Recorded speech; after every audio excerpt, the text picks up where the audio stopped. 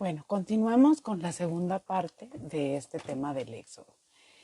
Veíamos que el verdadero cristiano pues vive la Semana Santa dentro del triduo pascual. Y cada acontecimiento, les decía yo, tiene sus raíces y es importante que las conozcamos, que las vivamos y desde nuestra experiencia personal darle una respuesta a Dios. Ya sea un sí o ya sea un no, pero no en medio. No, hoy sí, pero al ratito no, y después sí, y después no, y después quién sabe, porque a eso se le conoce como tibieza, ¿sí? Y la verdad es que cuando nosotros somos tibios, pues se pudiera ver que no sabemos lo que queremos, que no tenemos pues unas convicciones firmes y por lo tanto, pues no nos convencemos a nosotros mismos que vamos a andar convenciendo a los demás, ¿verdad? En Éxodo 14, del 13 al 31, dice, Moisés contestó que no tengan miedo, que se mantengan firmes, que se fijen en lo que el Señor va a hacer el día de hoy para salvarlos y que nunca más van a volver a ver a los egipcios que hoy ven, que no se preocupen, que el Señor va a pelear por ellos. Dios le dijo a Moisés, ¿por qué me pides ayuda? Ordena a los israelitas que sigan adelante. Levanta tu bastón, extiende tu brazo y parte el mar en dos para que los israelitas lo crucen en seco. Él va a hacer que los egipcios se pongan tercos y que los persigan, pero que entonces va a mostrar todo su poder, ¿no? Y que los carros del faraón y todo su ejército se van a dar cuenta en ese momento que Dios está con ellos. El ángel de Dios y la columna de nube marchaban al frente de los israelitas. Cambiaron de lugar y se ponen detrás de ellos. Así es que la columna de nube queda entre el ejército egipcio y los israelitas. Para los egipcios era una nube oscura, pero para los israelitas era una luz que los guiaba en el camino. Y precisamente por eso los egipcios no podían alcanzar a los israelitas. No veían claramente, no sabían qué estaba pasando. Moisés extendió su brazo sobre el mar y el Señor envió un fuerte viento que sopló durante toda la noche y partió el mar en dos. El Señor convirtió el mar en tierra seca y por tierra seca lo cruzaron los israelitas entre dos murallas de agua, una a la derecha y otra a la izquierda. De la caballería y los carros del faraón que entraron detrás de ellos y los persiguieron hasta la mitad del mar. Pero el Señor miró de tal manera al ejército desde la columna de fuego y nube que provocó desorden entre ellos. Descompuso las ruedas, de modo que apenas podían avanzar, y los egipcios dijeron, huyamos de los israelitas, pues Dios pelea a favor de ellos y en contra de nosotros. Y el Señor le dijo a Moisés, extiende tu brazo sobre el mar para que el agua regrese y caiga sobre los egipcios. Y así lo hizo. Al amanecer, el agua volvió a su cauce normal. Cuando los egipcios trataron de huir, se toparon con el mar. El Señor los hundió en él al volver el agua a su cauce. Los israelitas cruzaron el mar por tierra seca y vieron los cadáveres de los egipcios a la orilla del mar. Al ver los israelitas el gran poder que el Señor había desplegado contra Egipto, mostraron reverencia ante el Señor y entonces tuvieron confianza en él y en su siervo Moisés. Aquí podemos ver que de repente Moisés, ¿no? Llega el momento que no sabe qué hacer. Dice, ¿qué hago? Y le dice, Dios, ¿por qué me preguntas? O sea, haz lo que tienes que hacer, ¿no? O sea, ¿esto qué quiere decir? Que debemos confiar en Dios, que debemos tener esa confianza de que lo que ocurre va a ser lo mejor para nosotros. Dios siempre va a estar mostrando su poder. Y en esta ocasión, pues a ellos les abre el mar para que el enemigo deje de perseguirlos. Este paso por el mar rojo es el simbolismo de nuestro bautismo, con el cual quedamos unidos a Cristo con un sello indeleble y dejamos de ser criaturas de Dios para poder ser llamados hijos de Dios. Asimismo, pues dejamos de ser esclavos del demonio, pero es necesario tener esta conciencia clara y la mente abierta para reconocer nuestra dignidad. Y así, pues cuando llegue la Pascua, ¿verdad?, que celebramos cada año, darle un giro extraordinario a nuestra vida. Porque miren, a veces, pues sí, podemos estar bautizados, pero a veces vivimos como si no lo estuviéramos. Somos hijos de Dios y vivimos como si no lo fuéramos. No reconocemos nuestra dignidad de personas, no reconocemos nuestra dignidad de hijos de Dios. A mí me daba mucha risa cuando de repente escuchaba yo, ¿no? Que, ay, es que mi papá el ingeniero, o es que mi papá el presidente, o es que mi papá el no sé qué. Y desde antes, ¿no?, de conocer a Dios, a mí me daba risa eso, no porque yo no pudiera estar orgullosa de mi papá, sino porque yo decía, es que me estás presumiendo algo que tú no hiciste, o sea, me estás presumiendo los logros de tu papá y son de tu papá, no tuyos, ¿no? Por ejemplo. Pero a lo que voy es que se nos llena la boca, ¿no?, de decir, o de repente decimos, ay, es que mi pareja fulanito tal, o mi esposo sutanito de tal, o ay, es que soy amiga de X persona.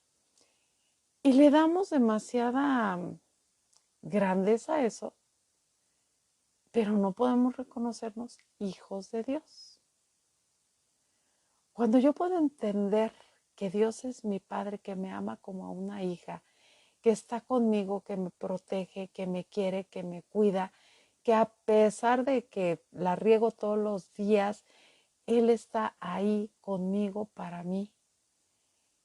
Claro, ¿verdad?, que nos anima pues a seguir adelante, a ser mejores personas, pero cuando tenemos esa mente clara de quiénes somos, cuando realmente podemos tomar esa decisión de agarrar y decir, pues en esta próxima Pascua, es más, ¿para qué me espero a la Pascua? Desde ahorita le voy a echar ganas y voy a darle un giro a mi vida. Dios se va a mostrar en nuestra existencia. Dios va a hacer estas grandes maravillas así como las hizo en el pueblo. La cosa es que nos la creamos. El otro día me comentaba una persona que quiero mucho, ¿no?, que tuvieron problemas de salud y que, bueno, obviamente asistieron al médico y todo, pero la oración. Y que ya cuando regresaron al médico, pues le dijeron a la persona, es que ya, es que no, sí aparecía, pero ahorita ya no tienes nada. O sea, ¿por qué? Porque Dios se manifiesta en aquel que cree, ¿sí? En Éxodo 16 del 1 al 14, 13 al 15 y capítulo 17 del 1 al 7, explica que partieron de Elim y que la comunidad llegó al desierto del Sinaí, más o menos el día 15 del segundo mes después de salir de Egipto. O sea, que llevaban como mes y medio que salieron y iban hacia la tierra prometida, ¿no? Pero la misma comunidad empezaron a murmurar contra Moisés y contra Aarón y decían, ojalá nos hubiéramos muerto a manos de Dios en Egipto cuando nos sentábamos ante las ollas de carne y comíamos hasta hartarnos, ¿no? Pero no, nos trajeron al desierto para matarnos de hambre. Y entonces Dios le dijo a Moisés, voy a hacer llover sobre ustedes pan del cielo. Y cada día van a tomar la porción diaria y necesaria. Así veré quién anda según mi ley. O sea, no podían guardar nada para el día siguiente. Después dice, una tarde vinieron codornices y cubrieron el campamento, y por la mañana había una capa en torno al campamento que al evaporarse el rocío apareció sobre el suelo una cosa menudita, como granos, parecida a la escarcha. Y los israelitas se preguntaban qué sería eso, ¿verdad? Y Moisés les dice que es el pan bajado del cielo que Dios les ha dado por alimento. Después partió el pueblo y entonces el pueblo otra vez, danos agua para beber. Y Moisés les dice, ¿por qué tientan a Dios? Pero el pueblo pues estaba tan torturado por la sed que murmuraban contra Moisés y le decían, para esto nos sacaste de Egipto para matarnos de sed. Entonces Moisés le dijo a Dios, ¿qué puedo hacer con este pueblo? O sea, poco falta para que me apedreen. Y Dios le responde, pasa adelante el pueblo, lleva a algunos ancianos, lleva tu callado en la mano, ahí voy a estar yo y vas a golpear la peña y va a salir agua de ella. Y precisamente por eso ese lugar se llamó Masá y Meribá, porque el pueblo dudaba de Dios. A veces así nos pasa. Pensamos o decimos que éramos más felices antes y nos encasquetamos en el pasado, en la añoranza de mi infancia, en la añoranza de mi juventud, en la añoranza cuando yo vivía en otro lugar, entonces yo hacía y deshacía, pero aquí no puedo hacer, no puedo deshacer. O de repente pues pensamos, ¿verdad?, que éramos más felices cuando vivíamos esclavizados por el pecado. Y que si teníamos esto, que si teníamos otro, pero no es así. O sea, el pueblo era esclavo de los egipcios, o sea, no comía carne, mucho menos hasta hartarse. Eran esclavos, los mataban y todo lo tenían limitado, ¿sí? Y a veces, les digo, nosotros tenemos esta postura de desgracia, pues, o sea, en el aspecto de que no vivimos bajo la gracia de Dios y en el aspecto de que no somos agradecidos con Dios por lo que nos da. Dios provee, Dios les da el alimento necesario para cada día. Y a nosotros también nos da lo necesario para cada día. De verdad, miren, no es necesaria la acumulación de bienes materiales. A grado de estar muchas veces obsesionados, esto nos roba la paz. Y muchas veces por estar pensando en el futuro, nos perdemos del presente. Y qué triste, ¿no? De repente podemos caer en una convulsión de las compras, ¿no? Más bolsas, más zapatos, más ropa, más cosas, más y más y más. Llega el momento que ya no haya uno donde poner nada. Si tienes un cuarto lo llenas, si tienes una casa la llenas, si tienes una mansión la llenas, si tienes un castillo lo llenas, o sea, y al mismo tiempo lo sientes vacío. ¿Por qué? Porque nos vamos sobre el materialismo, las cosas materiales. En la acumulación de bienes, en la acumulación de dinero. O muchas veces, ¿no? ¿Y qué vamos a hacer mañana? Y cuando me case, voy a ser feliz. Cuando termine la carrera, voy a hacer esto. Cuando te vea el otro. Cuando aquello más. O sea, y nos olvidamos de vivir el presente. De disfrutar el día de hoy. Porque mañana, pues, quién sabe si amanezcamos. Y vamos postergando también nuestra felicidad, vamos postergando nuestra paz. El pan que baja del cielo es el maná. Así se llama el maná, el alimento que Dios les da al pueblo. Y es una prefigura de Cristo, que se da en un pequeño pedacito de pan que nos alimenta de manera física y de manera espiritual. En Éxodo 19, 4 al 9 dice, ustedes han visto lo que yo hice con los egipcios y cómo los he traído a ustedes a donde yo estoy, como si vinieran sobre alas de un águila. Así que ustedes me obedecen en todo, cumplen mi alianza y serán mi pueblo preferido entre todos los pueblos, pues toda la tierra me pertenece. Pero ustedes serán un reino de sacerdotes, un pueblo consagrado a mí. Y le dice, dile todo esto a los israelitas. Y Moisés así lo hizo.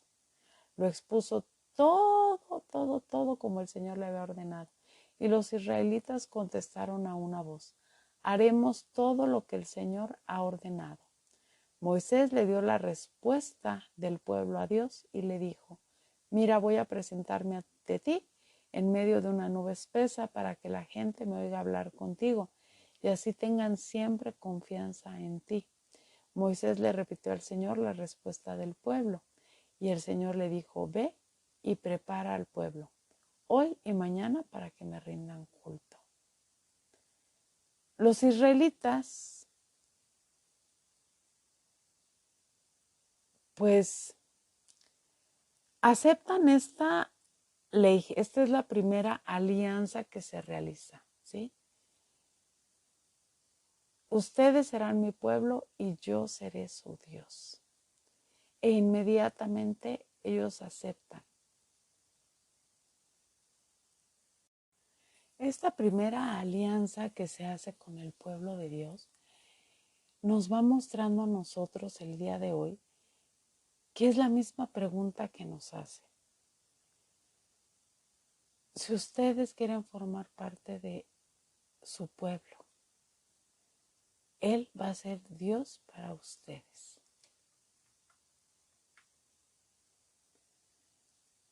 Éxodo 20. Dios habló y dijo estas palabras. Soy el Señor tu Dios que te sacó de Egipto donde eras esclavo. No tengas otros dioses aparte de mí, no te hagas ningún ídolo ni figura de lo que hay arriba en el cielo, ni de lo que hay abajo en la tierra, ni de lo que hay en el mar.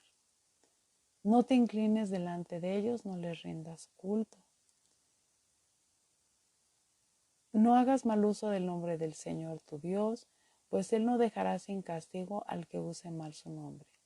Acuérdate del sábado para consagrarlo al Señor, trabaja 6 días y haz que ellos todo lo que tengas que hacer. Pero el séptimo día es de reposo consagrado al Señor tu Dios.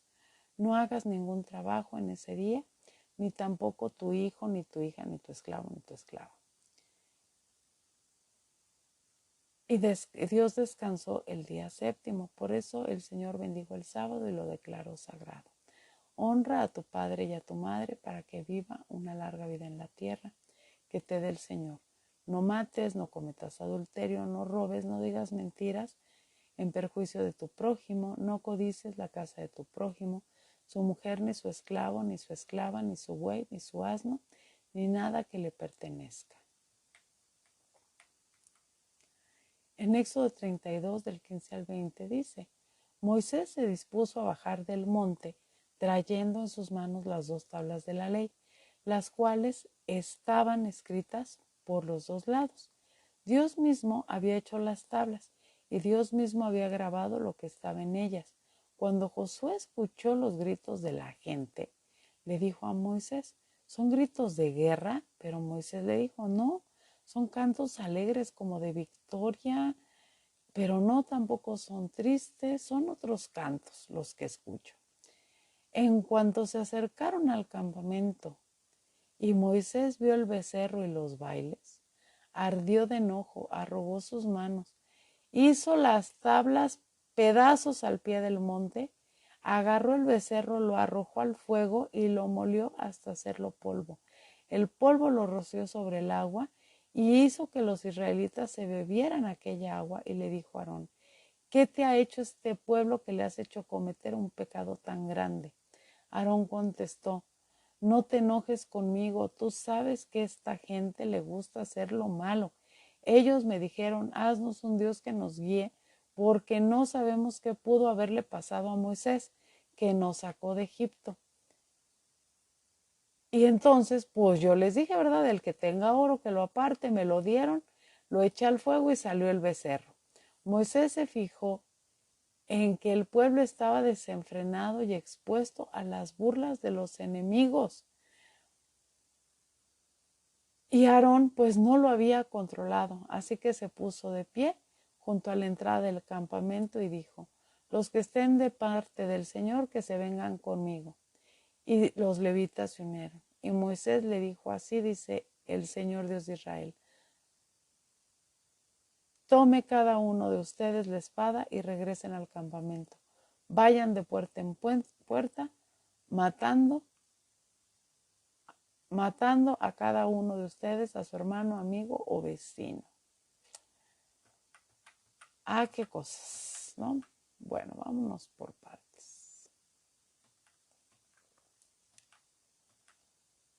Estos tres textos nos permiten ver que los israelitas, ¿verdad?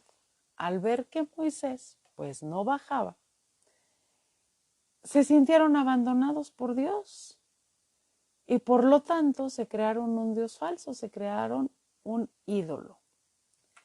La pregunta que yo me hago aquí es, ¿realmente creían en Dios o en Moisés? Porque Moisés estaba hablando con Dios. Ellos decían, pues fue a hablar allá con Dios a la montaña, a lo mejor ya se murió, hay que hacernos otro Dios. Y esto nos puede pasar a nosotros, fíjense, cuando seguimos al predicador, cuando seguimos al sacerdote, cuando seguimos a la religiosa, ¿no? Y la cuestión aquí es que cuando estos nos defraudan, de repente podemos juzgar a todos por igual, ¿no? O sea, un sacerdote nos defrauda y todos los sacerdotes. Una religiosa nos defrauda, no, es que todas las monjitas son, ¿no? Un predicador laico nos defrauda, ay, no, es que esa gente que anda en la iglesia, ¿no? Y por uno perdemos todos. Y para colmo, ¿no? De repente nos alejamos hasta de la iglesia, nos alejamos de Dios. Por eso es importante tener en cuenta que nosotros seguimos a Dios, seguimos a Jesucristo y que todos los hombres que conformamos la iglesia somos eso, hombres, seres humanos, somos personas, tenemos defectos, tenemos virtudes. Si bien es cierto que los sacerdotes y las religiosas tienen una vocación especial, y en este caso los sacerdotes tienen las manos consagradas, pero no dejan de ser hombres, ¿sí? Y como seres humanos tenemos debilidades. Muchas veces también pasa, ¿no? Que cambian al sacerdote de la parroquia y los servidores se quieren ir con él a seguir sirviendo a la otra parroquia. Y entonces ahí también entra esta pregunta, o sea, ¿realmente sigo a Dios o estoy haciendo del sacerdote, de la religiosa, del predicador, un ídolo? Todo esto nos tiene que llevar a un análisis personal de la conciencia, ¿verdad?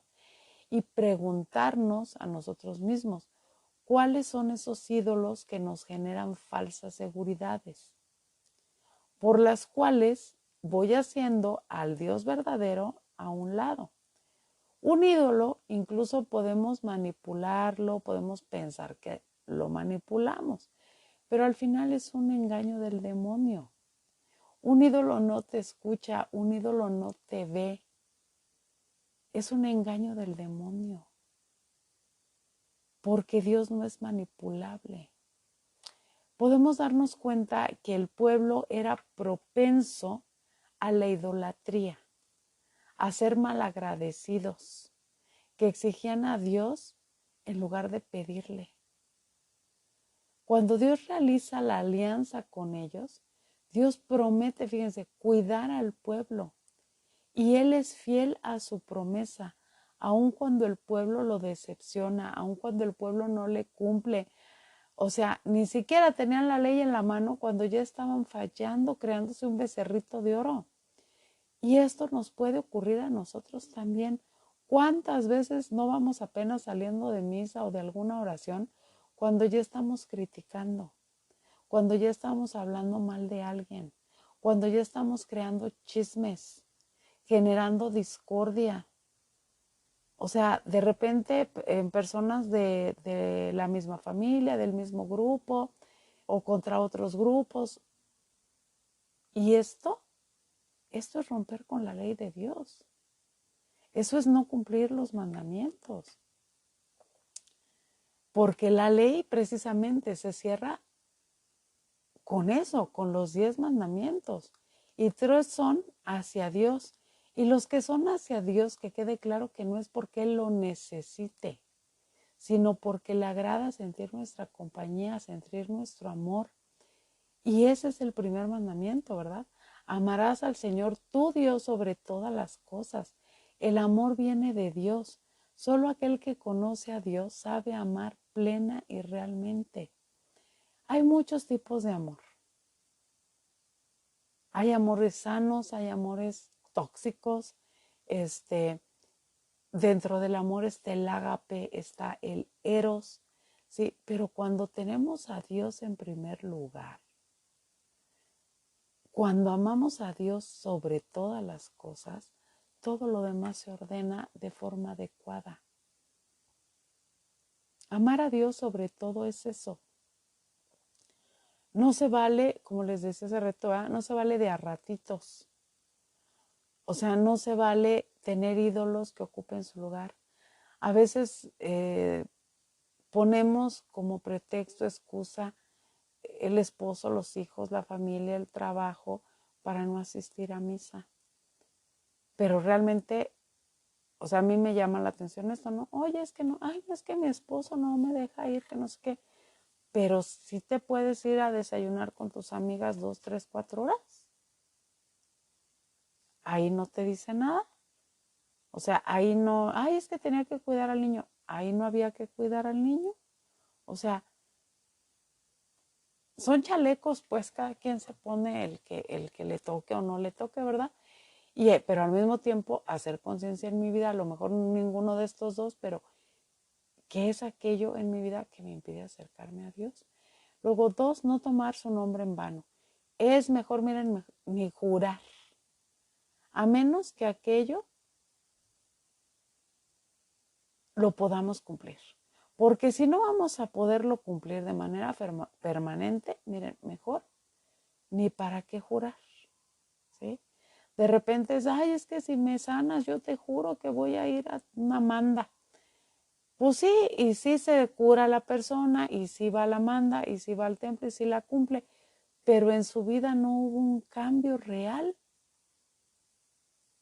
pues no sirve de mucho, ¿verdad? Sirve de algo, pero no de mucho. Además, tomar en cuenta que nuestra palabra tiene valor.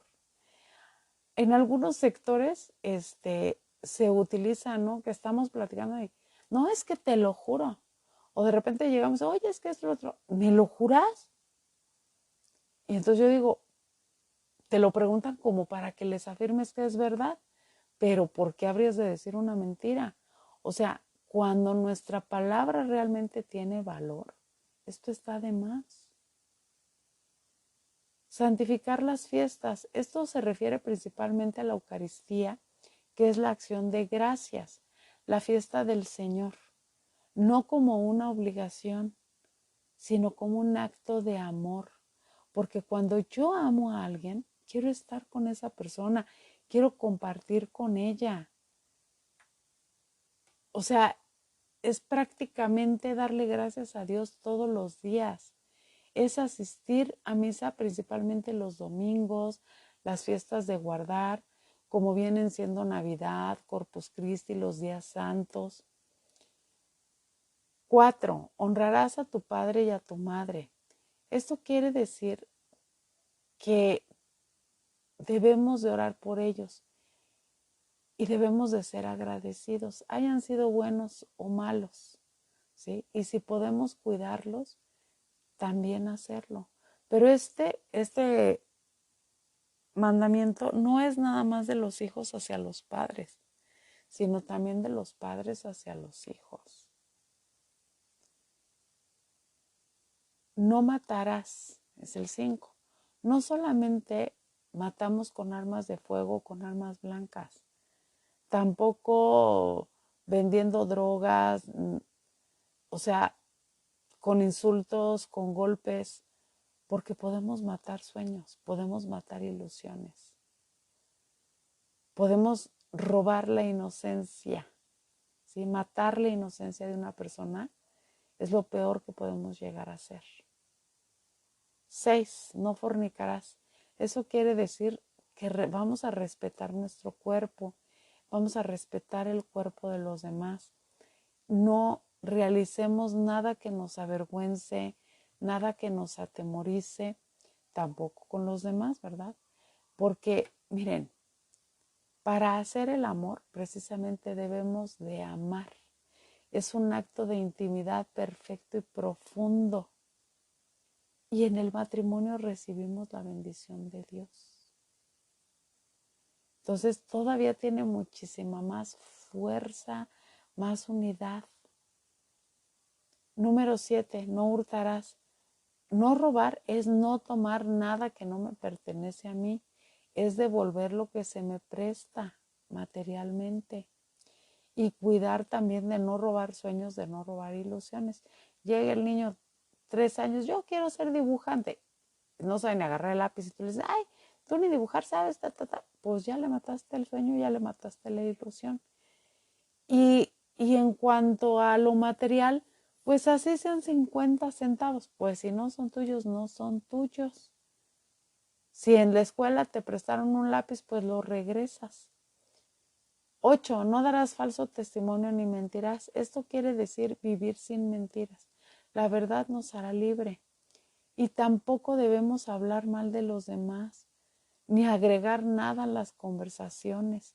Eso quiere decir que no podemos andar de chismosos por ahí, hablando mal de los demás, porque no nos deja nada productivo. A mí en alguna ocasión llegaron y me dijeron, oye, es que te voy a contar. A ver, ¿te lo dijeron de primera mano? O sea, ¿te lo dijo la persona implicada? No, es que fulana me dijo, ok, para empezar desde ahí. Ahora, ¿me va a edificar, me va a construir, me va a hacer crecer? ¿Es para algo productivo? Si las respuestas son no, mejor ni me cuentes. O sea, porque ¿para qué andarnos en esas? Hay que preguntarnos, ¿verdad? ¿Qué diría Jesús? ¿Qué puedo sostener yo de aquello que estoy diciendo?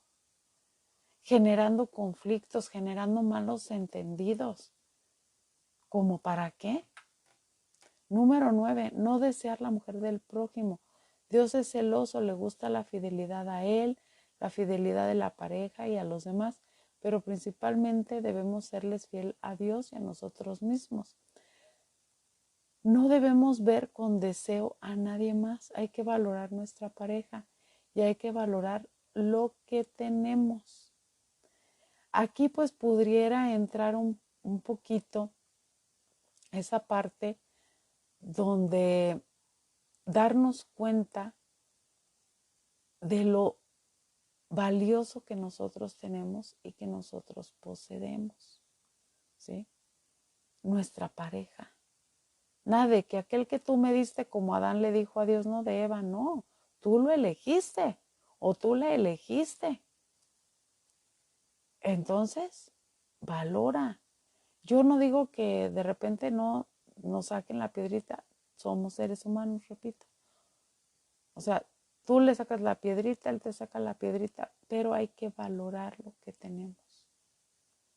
Número 10, no codiciarás lo ajeno, no sentir envidia. El que tiene mucho, aún así, carece de algo. Tú procuras ser feliz con lo que tienes. De verdad que pobre no es aquel que tiene menos, es aquel que necesita menos para ser feliz. Que la vecina ya pintó la casa y yo, ¿por qué no? Ay, no, ya la pintó de morado, ahora yo la voy a pintar de naranja, ¿no? Que por qué ellos tienen un coche y yo no, que por qué a los otros se la enfiestan todos los días y yo no. ¿Para qué preguntas esas cosas? O sea, son triviales. No, cuando dejamos entrar la envidia, de verdad que dejamos entrar todos los males a nuestra vida. Y pues nos podemos dar cuenta también en estos textos que la debilidad, ¿verdad?, de Aarón ante las exigencias idólatras del pueblo, pues él no quiso quedar mal con el pueblo. Y entonces al mismo tiempo causa la ira de Dios, causa la matanza de los hombres. Y es por eso, miren, que los ministros de Dios nunca, jamás deben de ayudar al pueblo consintiendo sus caprichos, sino proclamando con vigor lo que el Señor ordena. Así como Moisés, ¿verdad? Tener cuidado de no aceptar un Dios mudo, un Dios sordo, solo para conseguir los propios caprichos. Y precisamente por ello, cuando los sacerdotes nos corrigen, nos aclaran lo que está mal, nos indican algo que debemos de tener presente, es por algo y es su deber. Este deber implica enseñarnos a llevar un seguimiento personal que no genere escándalo y que al mismo tiempo pues no incitemos a otros a vivir así. Y la palabra escándalo la vamos a ver como aquello que genera murmuración a causa del pecado, ¿no? Es como cuando de repente pues se vive en una situación así, hay personas que viven en situaciones así, divorciados vueltos a casar. Es que el padre no me quiso confesar. Pues no, porque el sacramento de la confesión requiere ciertos requisitos. No te puedes confesar, no puedes comulgar a menos que dejes a tu pareja, porque ya estabas casado por la iglesia. Y si ese matrimonio no se concientizó en la nulidad, pues sigues casada por la iglesia con la otra pareja. No puedes confesarte, no puedes comulgar corporalmente. Pero el sacerdote les empieza a explicar y se enojan y no sé qué. Ay, es que sus curas, señores, tal. A ver, a veces ni siquiera los dejan terminar de decir que lo que se realiza en estas situaciones es una dirección espiritual, porque efectivamente como hija de Dios, pues independientemente de la situación en la que uno esté, uno sigue formando parte de la iglesia, sigue perteneciendo a la iglesia, es una dirección espiritual y asimismo se puede hacer la comunión espiritual para no generar también pues escándalo. Dios va realizando milagros, la promesa del pueblo de ser fieles a Dios y se olvidan de Él. Muchas veces nosotros mismos nos entregamos a la idolatría, al vicio, escogemos un Dios mudo, ciego y sordo y así vamos, ¿verdad? Así vamos por la vida de repente provocando la palabra, provocando la ira de Dios. En el capítulo 33 vamos a leer cómo Moisés está en la tienda del encuentro. Dios habla con Moisés cara a cara, como quien habla con un amigo. Y después Moisés regresa al campamento. El joven Josué, que era su ayudante, no, él se quedaba ahí en el interior de la tienda, ¿verdad? Pero Moisés hablaba con Dios y le decía, tú me pides que dirija al pueblo, pero no me dices a quién vas a enviar conmigo. Me dices que tienes mucha confianza en mí, que me he ganado tu favor. Y eso es cierto, pero hazme saber tus planes para que yo pueda tener confianza en ti, pueda seguir contando con tu favor. Ten en cuenta que este pueblo es tu pueblo. ¿no? Y entonces el Señor le dice, yo te voy a acompañar, yo te voy a hacer descansar. Y Moisés le dice, sí, si tú mismo me vas a acompañar, va, pero si no, no me hagas salir de aquí, porque si tú no me acompañas, ¿de qué otra manera va a saberse que es tu pueblo y que yo cuento con tu favor?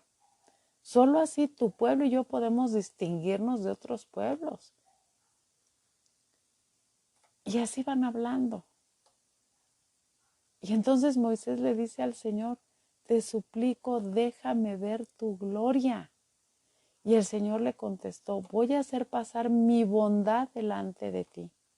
Pronunciaré mi nombre y tendré misericordia de quien yo quiera y tendré compasión también de quien yo quiera. Pero te aclaro que no podrás ver mi rostro, porque ningún hombre podrá verme y seguir viviendo. Y le dice cómo lo van a hacer.